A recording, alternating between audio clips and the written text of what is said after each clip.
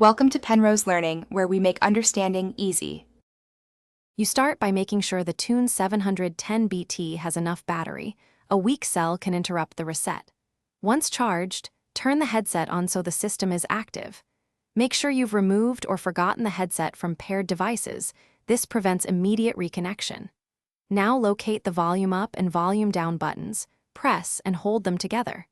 Hold firmly until you see the LED behavior change. This is the only physical button combo that triggers a factory reset. Once you press both volume buttons together, keep holding for about 8 to 12 seconds. Shorter holds won't reach the internal reset routine. You'll know it's working when the LED either flashes rapidly or the headset briefly powers off and back on. This indicates the firmware cleared user settings.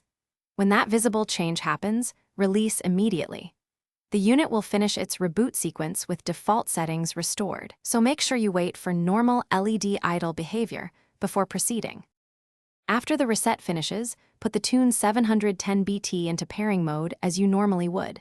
This lets your phone or computer discover it with factory defaults. If your device doesn't find it, power cycle your phone and toggle Bluetooth. Cached profiles often block discovery. If pairing still fails, drain the headset battery completely, then recharge to full and run the reset again. This clears stubborn states. If problems persist, try resetting from a different source device to rule out host-side issues. Thanks for watching. If this was helpful, leave a like and consider subscribing. See you next time.